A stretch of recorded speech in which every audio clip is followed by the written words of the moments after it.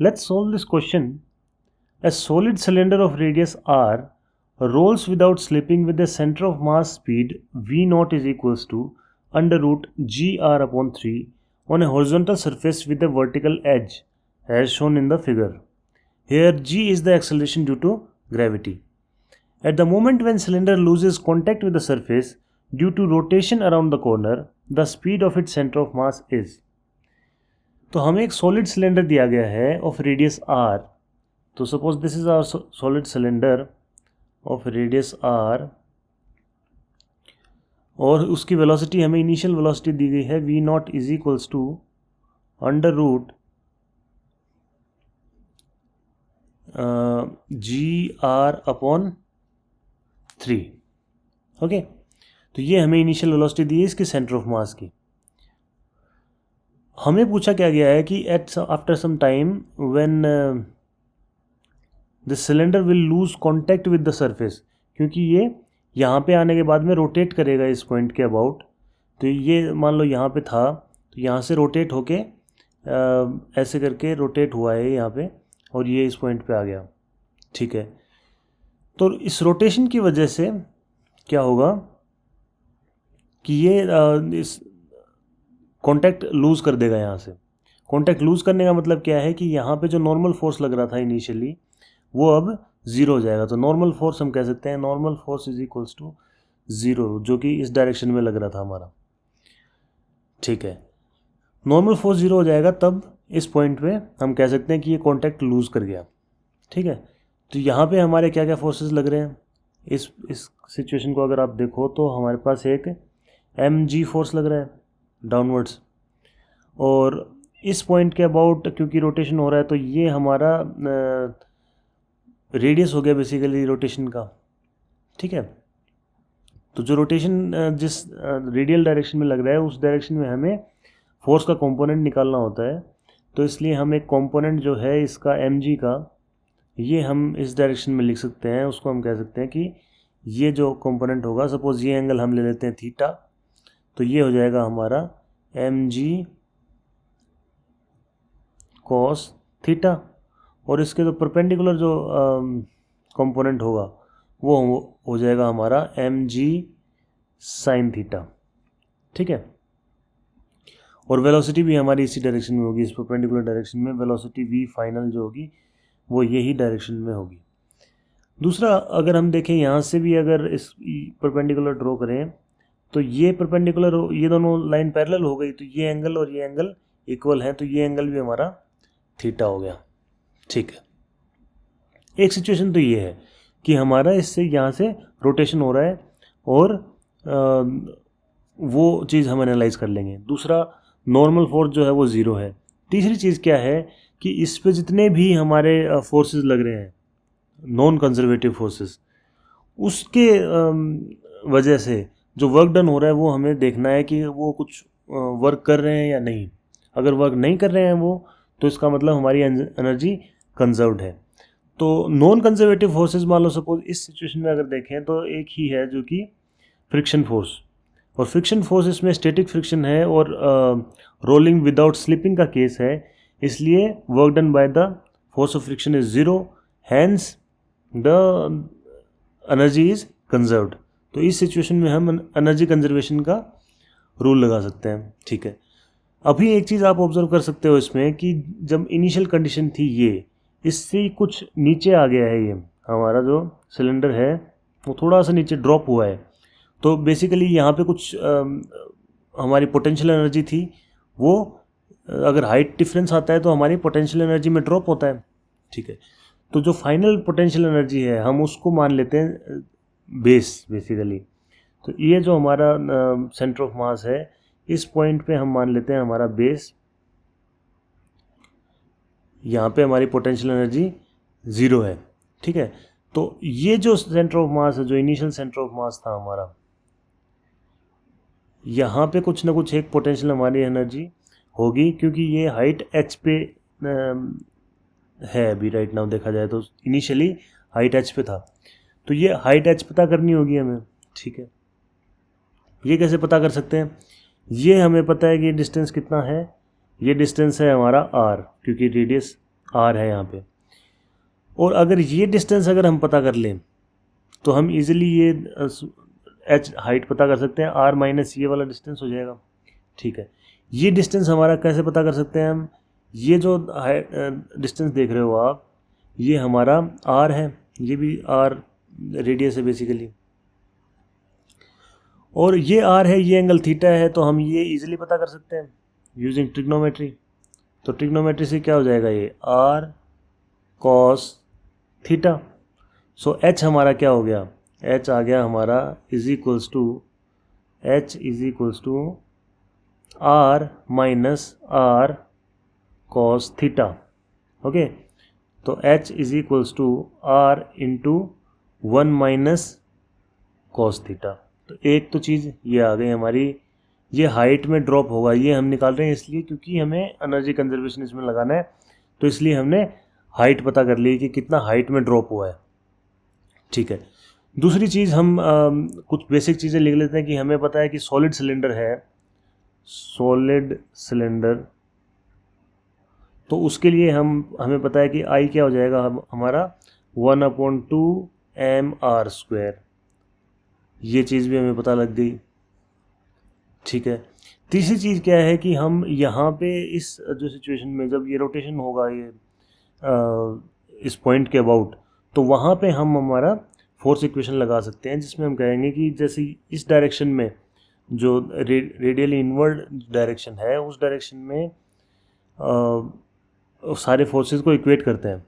तो इसमें कौन से फोर्स लग रहे हैं, एक फोर्स लग रहा है mg cos थीटा, एक जो फोर्स लग रहा था पहले जो था नॉर्मल फोर्स, वो अभी ज़ीरो हो गया है, तो इसलिए सिर्फ एक ही फोर्स लग रहा है, that is mg cos theta. तो हमारे पास सिचुएशन आ गई mg cos theta is equals to mass time acceleration. और एक्सेलरेशन क्या है इसमें, यहाँ पे अगर देखें हम, अगर इस पॉइंट के अबाउट फोर्स लग रहा है इसमें इनवर्ड फोर्स, तो यहाँ पे इसकी वजह से जो एक्सेलरेशन होगा उसको क्या बोलते हैं हम, सेंट्रीपिटल एक्सेलरेशन। तो हो जाएगा हमारा mg cos थीटा, ये भी कैपिटल M है, is equals to mass time centripetal acceleration हमारा क्या होता है v²/r।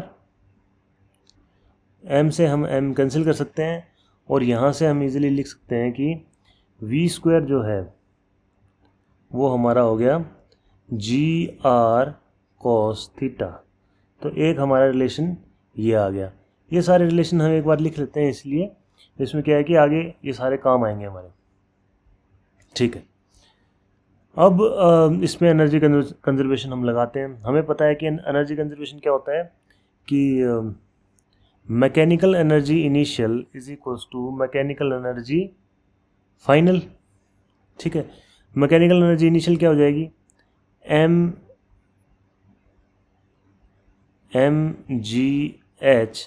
जो पोटेंशियल एनर्जी है, प्लस काइनेटिक एनर्जी इनिशियल क्या हो जाएगी, half mv0² plus rotational kinetic energy क्या हो जाएगी, हाफ I⍵0²। तो ये सारी हमारी टोटल मैकेनिकल एनर्जी इनिशियल हो गई, is equals to mechanical energy final क्या हो जाएगी, पोटेंशियल एनर्जी हो जाएगी हमारी zero.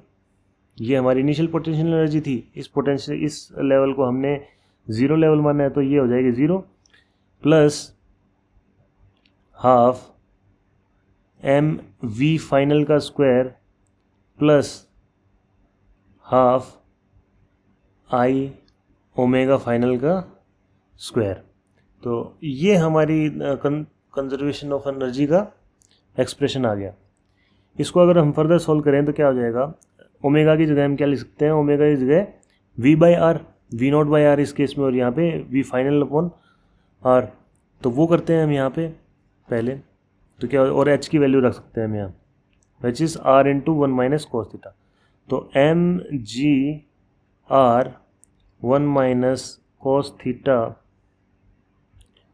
Plus half mv0² plus half I⍵0² upon r² is equals to half mv final square plus half V final square upon R square.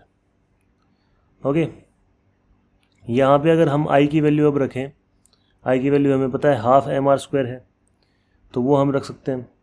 तो ये हो जाएगा M G R 1 minus cos theta plus half M V not square plus half into half M R square V not square upon R square is equals to 1/2 M V final square plus 1/2 multiply by 1/2 M R square V final square upon R square.